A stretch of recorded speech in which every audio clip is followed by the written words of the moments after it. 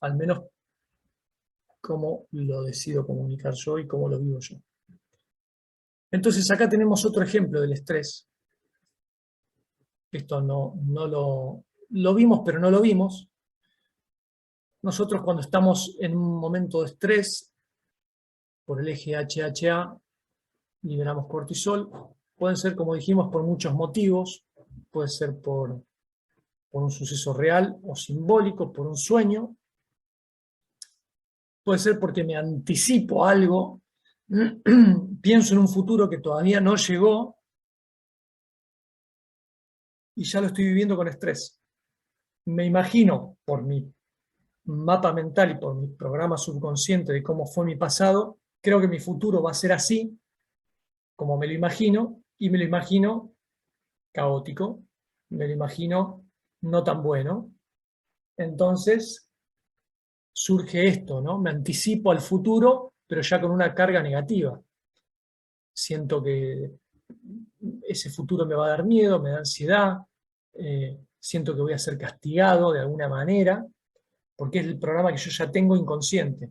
Así como vivo, según desde el inconsciente el programa, vivo el presente y proyecto el futuro. ¿Sí?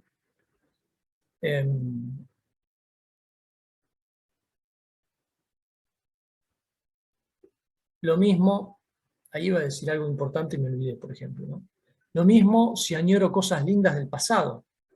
Por ejemplo, no solamente podemos sufrir del pasado ahora, hablando del pasado, cuando recordamos cosas malas, que nos traen malos recuerdos y malas emociones, emociones disfuncionales, sino que a veces podemos sufrir por el pasado por recordar cosas lindas. Y vos decís, ¿cómo puedo sufrir? Sí, el ser humano es así de complicado. Podés sufrir por recordar algo lindo que ya no lo tenés y lo extrañas. Entonces lo añorás con angustia, tristeza, depresión, etc., ¿no? Esto ya no es como antes. Y obviamente los recuerdos del pasado que han sido traumáticos y no son tan buenos.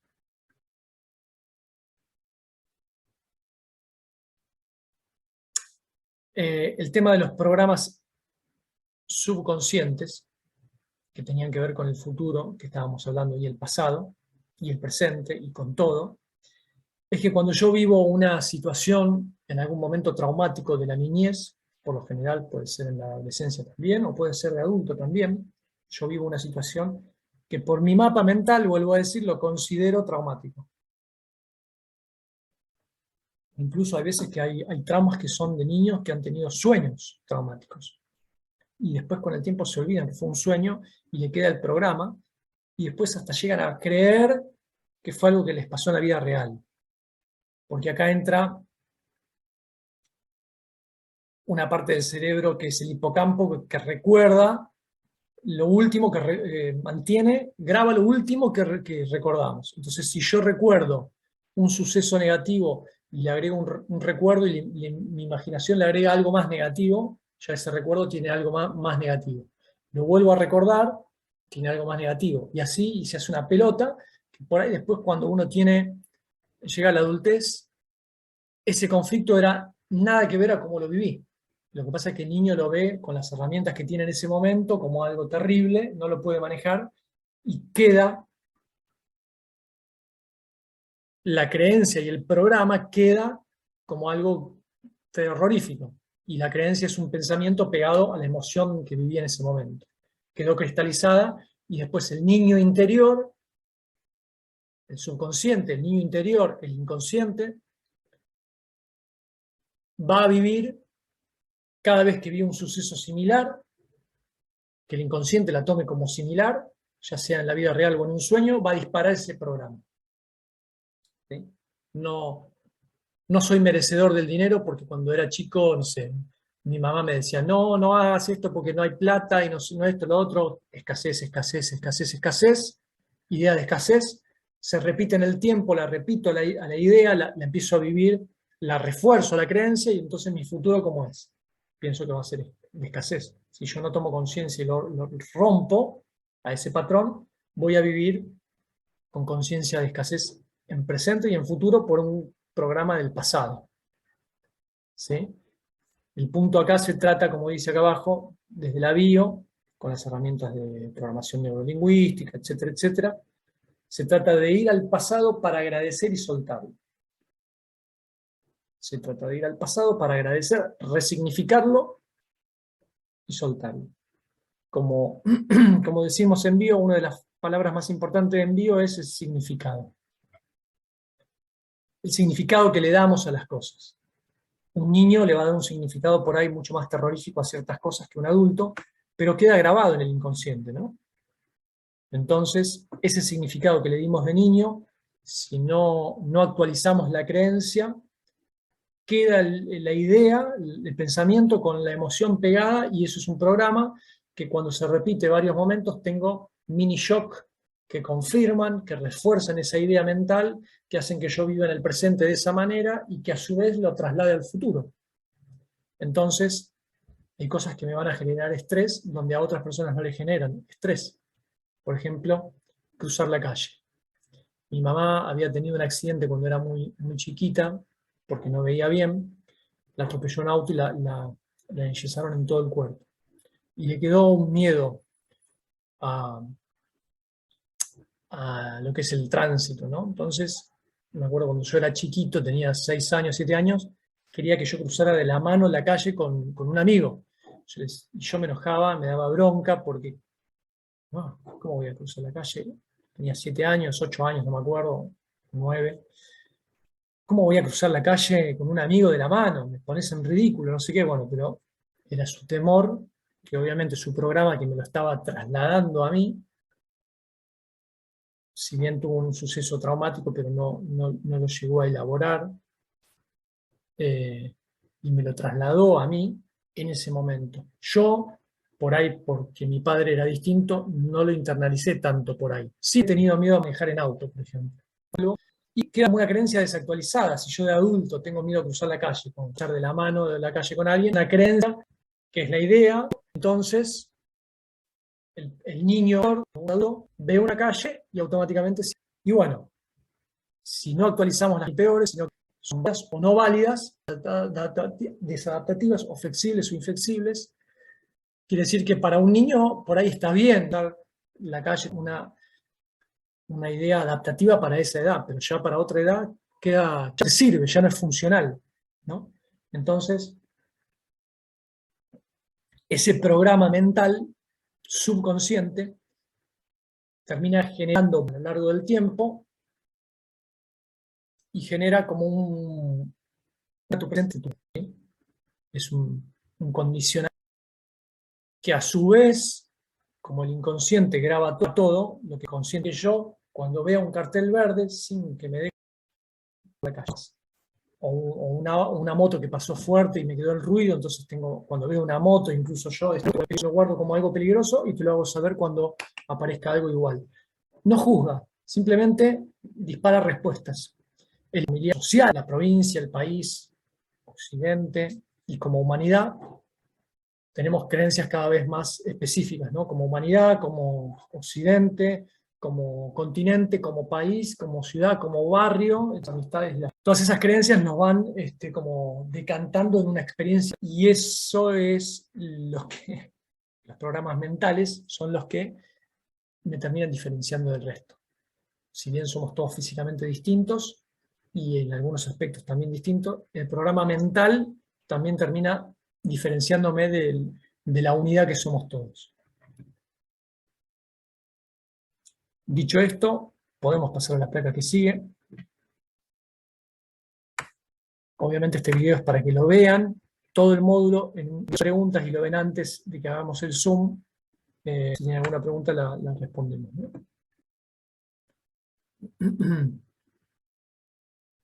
El estrés sostenido reduce la energía, ya lo dijimos.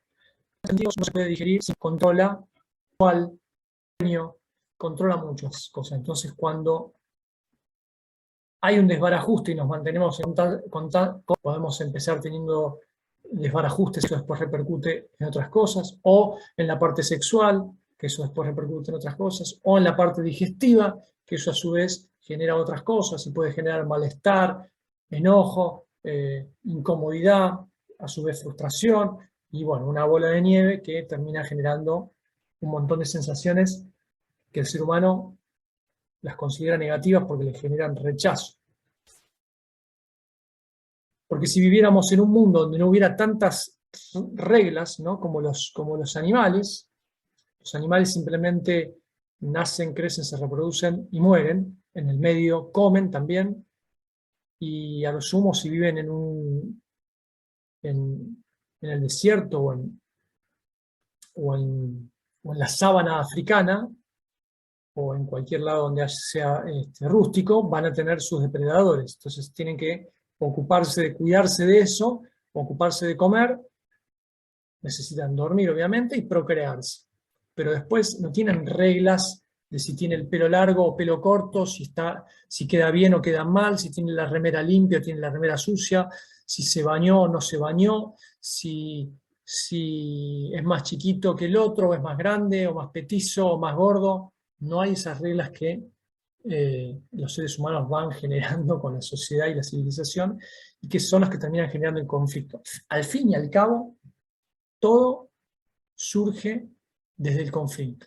Si yo estoy en conflicto con algo, entro en estrés. Si yo no estoy en conflicto, no estoy en estrés, ¿no? Ya vamos a ver que hay 3 tipos de enfermedades, que está la enfermedad de 4 tipos de enfermedades: del alma, la enfermedad de la mente, de las emociones y del cuerpo.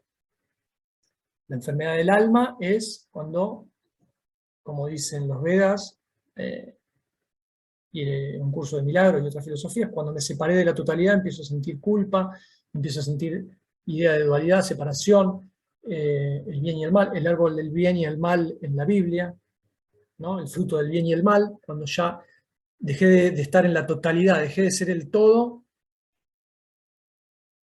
y ahora veo día y noche, veo que hay frío y calor, veo que hay cosas buenas y cosas malas, ya hay cosas que me generan sufrimiento, ¿no? Entonces la dualidad.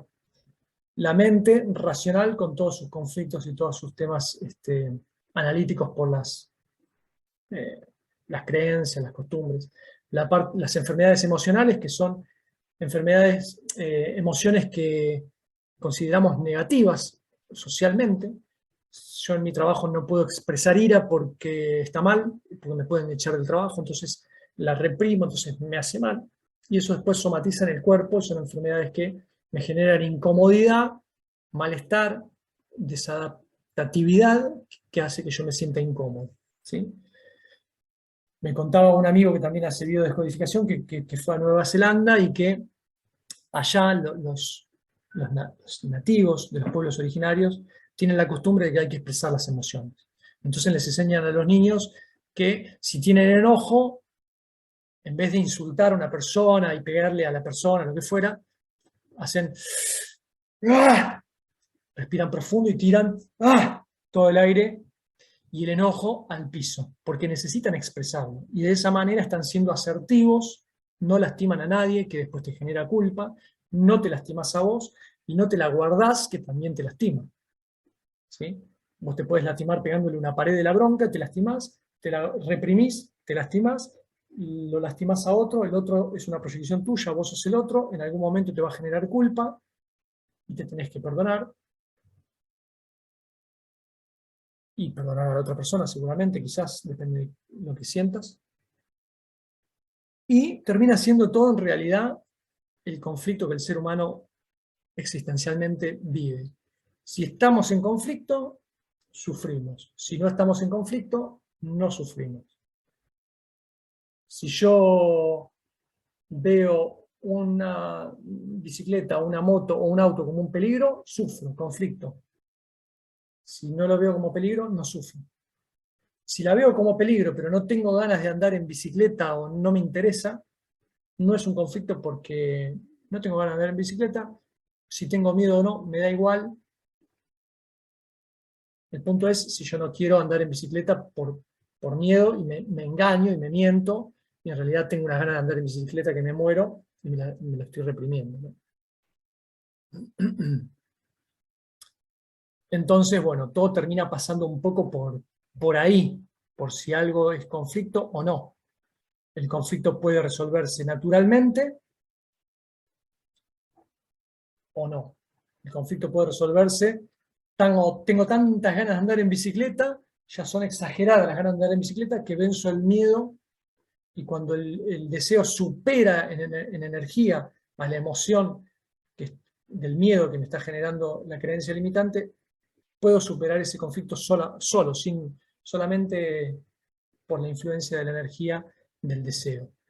Muchas otras veces no pasa y necesito hacer alguna terapia, ¿no?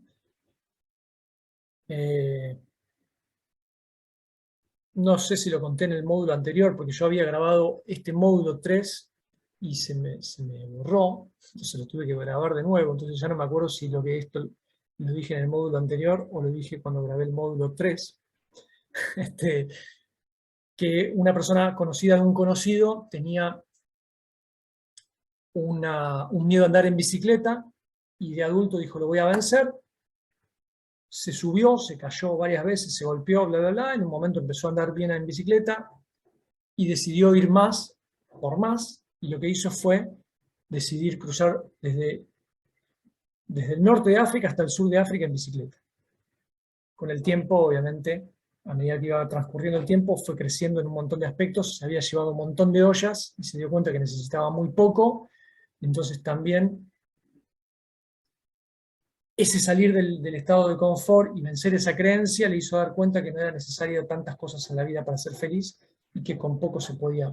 Bueno, básicamente el ejemplo es que venció su creencia limitante y fue por más todavía. Pero antes de esa decisión, quizás no tenía el conflicto, hasta que por ahí alguien le dijo, che, no sabes andar en bicicleta, tenés tantos años, tenés miedo todavía de andar en bicicleta, y capaz que ahí se le instaló la idea del conflicto. Se le instaló la idea de que por qué no puedo andar en bicicleta y otros sí. A partir de ahí empieza el conflicto.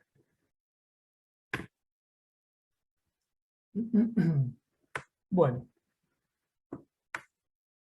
acá es un poco ya también cosas que fuimos comentando. Vagotonía es el modo de relajación del estrés. Y normotonía es cuando está el ciclo natural en equilibrio. Vagotonía de noche, simpaticotonía de día, vagotonía de noche, simpaticotonía de día, y no está alterado. Cuando disfrutás lo que haces al principio, puede que exista estrés, pero después se transforma en vagotonía. Se termina como equilibrando a un punto normal, ¿no? Por ejemplo, Barbara Streisand hablaba de que le daba miedo o le daba ansiedad o estrés todavía subirse a los escenarios, teniendo la edad que tenía y la experiencia artística que tenía. Él decía, la adrenalina la tengo igual. Bueno, es un estrés, pero ¿qué pasa? Al saberlo manejar, al sobreponerse a sus limitaciones y al tener ya la constancia y el condicionamiento de que es algo positivo lo que ella hace y que le gusta y que ya se pudo subir antes al escenario, termina generando que sea un estrés normal, un poco de energía extra que yo necesito para moverme, una adrenalina que necesito, lo inesperado del público y todo lo demás, pero vuelve después, una vez que se rompió el hielo con el público, o cuando termina la escena, la actuación, baja a un nivel normal, aceptable, dentro de la simpaticotonía del día, porque siempre estamos en algo de simpaticotonía durante el día, o por lo menos debería ser lo normal. Cuando alguien está en vagotonía de día, que no tiene ganas de hacer nada, que está tirado todo el tiempo, que quiere dormir, es cuando se está resolviendo un conflicto y está en proceso curativo, resolución del conflicto, y el cuerpo necesita descansar para equilibrarse. En ese momento hay que respetar esa vagotonía, de ahí el nombre vago, ¿no? Hay que respetar ese proceso y descansar lo que haga falta. Bueno, simpaticotonía sostenido en el tiempo es disfuncional, ya lo dijimos. Las neuronas son las células que constituyen el cerebro. Muchos de ustedes ya lo sabrán. Las neuronas son las células del cerebro. Células que están conformadas por moléculas que a su vez están conformadas por átomos. En el cerebro, las células producen una reacción electroquímica que va entre una célula y la otra. Las conexiones entre varias neuronas se llaman sinapsis, llamados surcos neuronales.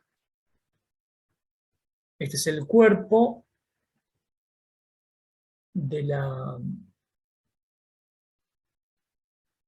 neurona, se llama cuerpo, ¿no? Esta parte que está acá, está la vaina de mielina y el axón. Vendría a ser como el axón, como la parte de todo el tronco, y la vaina de mielina es lo que recubre, ¿no?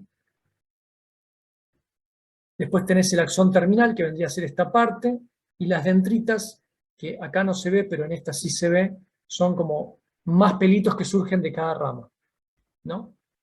Las dendritas están acá, y están del otro lado, es decir, también del lado del cuerpo, acá, ¿no? Están tanto del lado del cuerpo, como de la parte de atrás del axón terminal.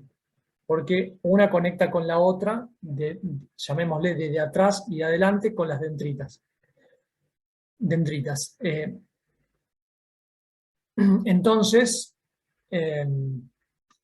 por acá pasan los impulsos electroquímicos, que son los pensamientos, ¿no? Que son los que dan origen a los pensamientos. Entonces, ¿qué pasa? Cuando uno tiene una creencia limitante, y que a su vez la sostuvo durante el tiempo, se generó un surco neuronal, el famoso surco neuronal del que se habla mucho. Esto que ya el cerebro tiene aprendido y no va a buscar una manera nueva para ahorrar energía, ya aprendió lo que aprendió, el inconsciente manda la señal, el cerebro, tac, y ya tenemos la respuesta basada en el surco neuronal. Muchas cosas para decir acá, ¿no? Porque por un lado, estudios de neurociencia te dicen que se ha demostrado, según ellos, que el movimiento neuronal antecede al pensamiento. Es unos microsegundos antes. Entonces podemos decir que el inconsciente, el programa automático, lo tira, viene el proceso electroquímico del cerebro y se dispara el pensamiento consciente.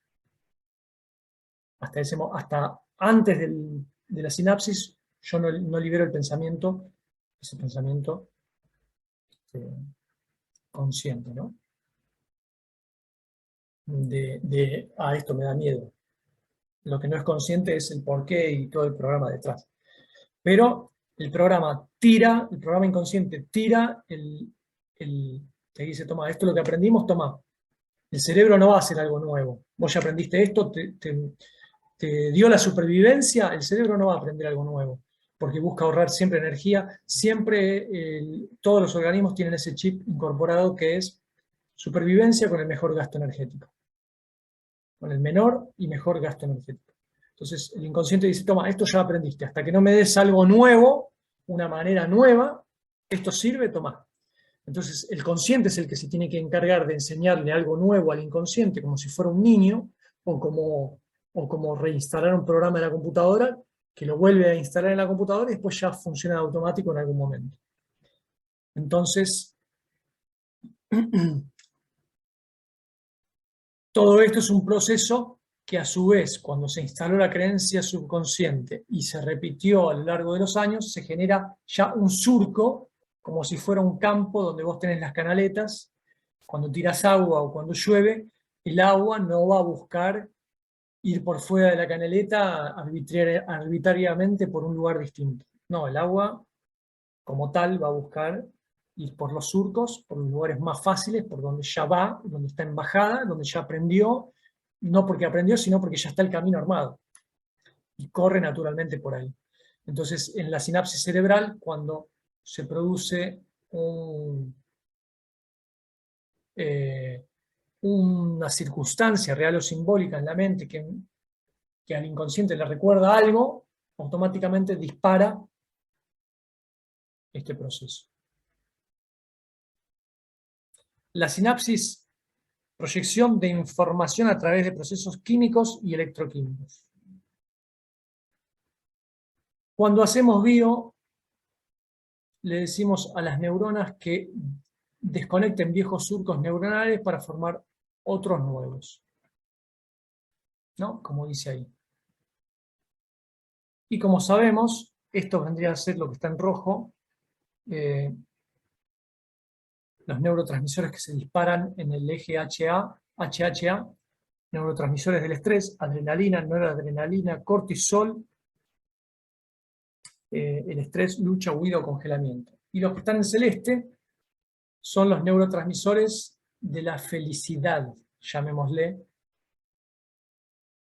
serotonina, dopamina, oxitocina, endorfinas, acetilcolina. Eso después los pueden buscar cada uno.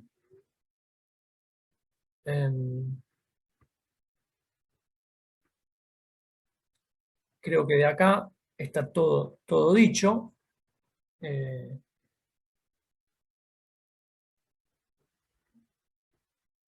Vamos a pasar a la que sigue. Psicosomática. Psicosomática es algo que también es muy profundo, que es alma, cuerpo, psico, soma. Psico es, quiere decir alma, y soma, cuerpo. Todo esto que vamos a ver ahora es de Klaus Abad, que es un médico, ya vamos a ver o mejor dicho, está en los apuntes del primer módulo, en el resumen escrito. Es un médico que además estudió medicina asiática, medicina china, además se metió en algo que se llama psicosomática, justamente, que lo fundó otro doctor, ahora no me acuerdo el nombre, y él es uno también de los que está en ese paradigma. Klaus Abad toma, cuando surgen las 5 leyes biológicas de Hammer, la medicina germánica, después viene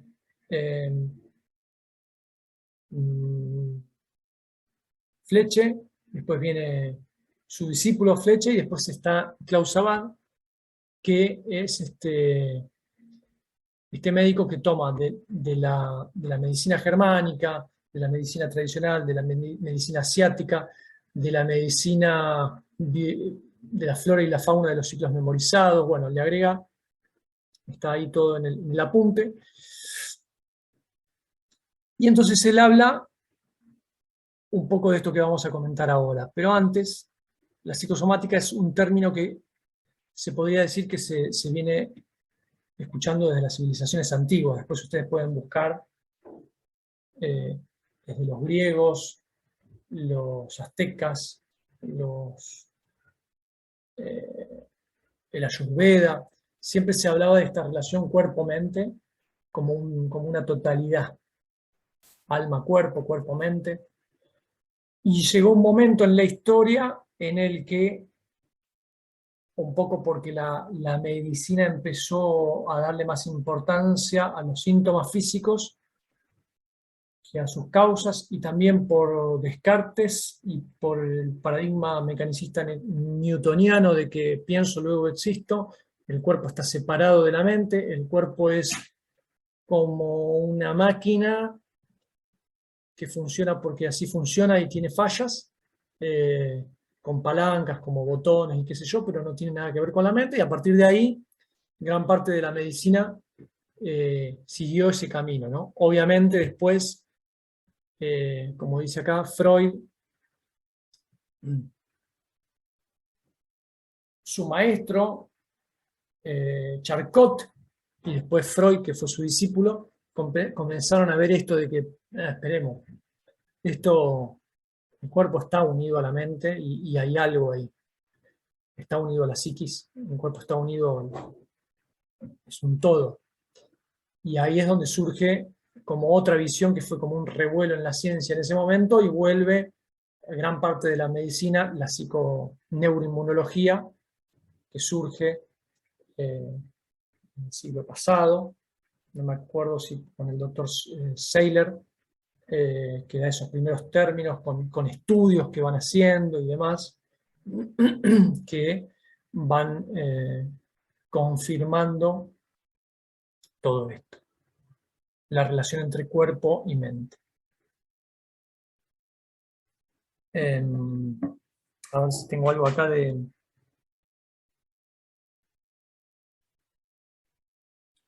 Claro, básicamente es un poco eso. Es un poco eso, no, es eso. Bueno, entonces a partir de Freud empieza a cambiar esta idea y vuelve a retomarse la idea de la mente está unida con el todo. Freud, ¿qué dice? Habla del inconsciente y habla de la conversión, de que algo psíquico se transforma en un síntoma.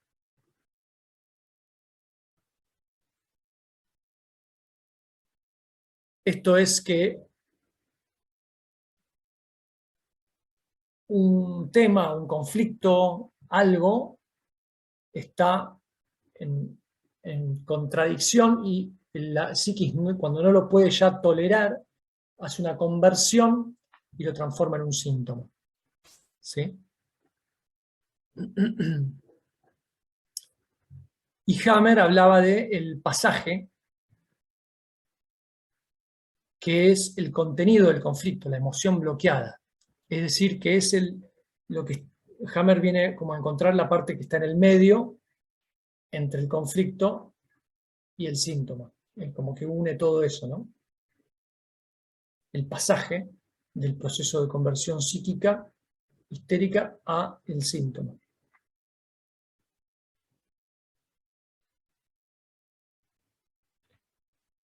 Proceso de conversión, psiquis, resentir, sentimiento, emoción bloqueada, es lo que dijo, lo que descubrió Hammer, y el síntoma.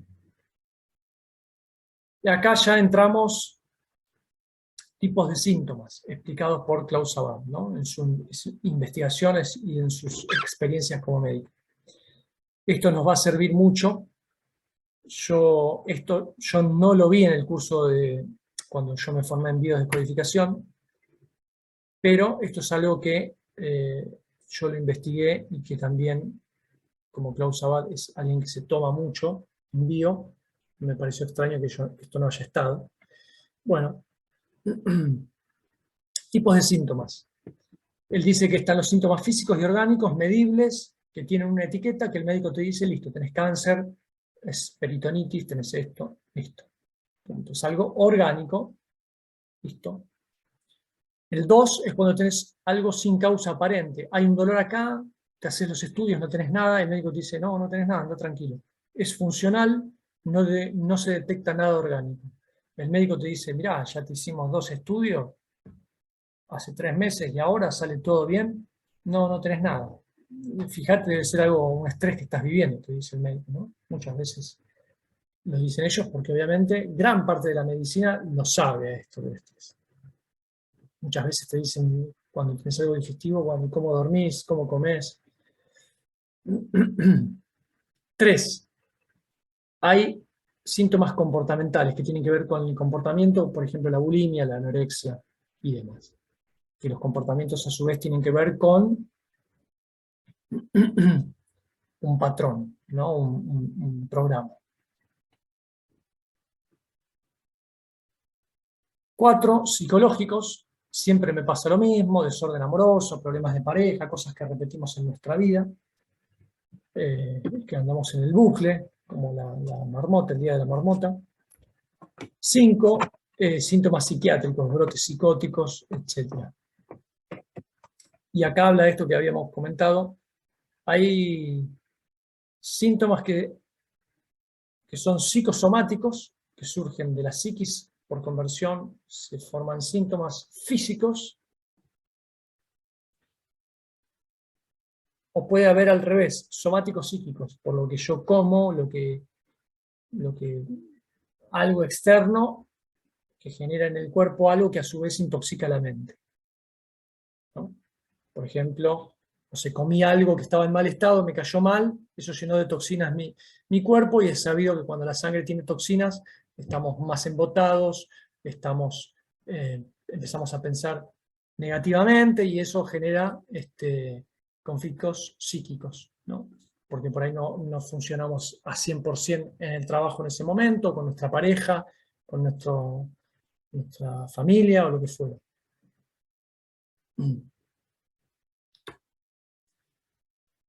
Ahora habla de los niveles de conflictos, que esto nos sirve a nosotros también para indagarnos a nosotros y en un consultante o una consultante. Hay conflictos que surgen desde lo orgánico.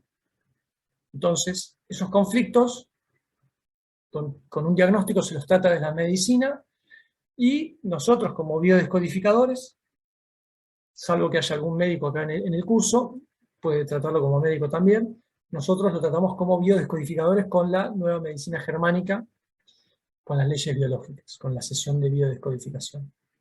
Siempre y cuando sabiendo que le decimos a la persona, no dejes de hacer la medicina, esto es complementario, no le prometemos la cura y todo lo que ya sabemos. 2. Niveles de conflictos energéticos. Klaus Sabat los trata y los comprende desde la medicina china. Cuando hay energías bloqueadas, desde la medicina china en algún meridiano principal o secundario, se bloquea la energía y se desbloquea con las agujas. En algún punto todo es lo mismo, porque emoción quiere decir emoción de moverse, y cuando la emoción no se mueve queda estancada y queda bloqueada. Entonces la podemos tratar por la medicina china, desbloqueando la emoción, hay muchas maneras, pero él cuando es algo energético lo puede tratar desde este lugar también, dice. Al fin y al cabo todo termina siendo energía, ¿no? Desde un punto de vista muy de unidad, muy Advaita absoluto, todo es energía. Y la energía bloqueada, que genera una enfermedad, y esa energía negativa, esa emoción negativa que genera la enfermedad, todo termina siendo energía, jugando un juego y cumpliendo un rol de algo. Vos, yo, hago de... en realidad no hay yo y vos, esto es un todo, ¿no? Bueno, una parte de la conciencia cósmica forma el cuerpo, otra parte forma la energía bloqueada, otra parte forma el síntoma, otra parte forma el médico que le está curando. Toda esa energía que está cumpliendo un rol en este juego de la conciencia, en este despliegue de la conciencia que busca conocerse a sí mismo y experimentarse a sí misma en muchas formas.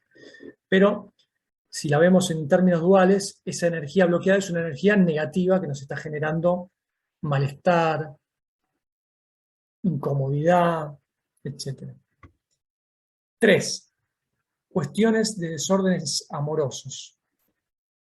Se trata el conflicto en sí.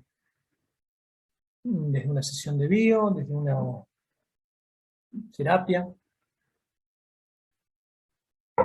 4. Emocional. Incorporación emocional. Acá habla de algo muy interesante, que lo diga un médico es muy interesante. Habla de la absorción de conflictos de otras personas. Por ejemplo, un bebé o un niño de sus padres, un adulto de otros padres, de sus padres, padres de los niños, incluso mascotas de sus amos. Esto quiere decir que, como el inconsciente, ya lo habíamos visto antes, el inconsciente es atemporal, tiene la idea de unidad, es inocente y simbólico.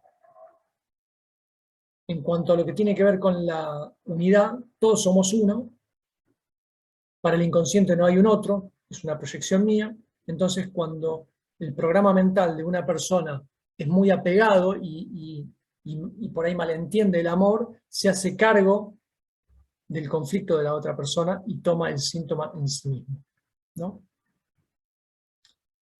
Él cuenta, Klaus Sabat cuenta una paciente, una consultante, mejor dicho, que tuvo, que tenía un problema, no me acuerdo, pongámosle del corazón, y le hace todas las indagaciones de que estamos viendo ahora, los niveles de conflicto, los tipos de síntomas, por acá, por allá, no encontraba, y resulta ser que tampoco había vivido una escena traumática en los meses anteriores a que se le despierta el síntoma, y descubre que el marido tenía el conflicto que las leyes biológicas generaban un problema en el corazón.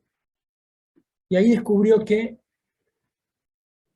esto puede pasar. Es bien sabido que, dijo él, que en los veterinarios se sabe que los animales toman las enfermedades de sus amos, ¿sí?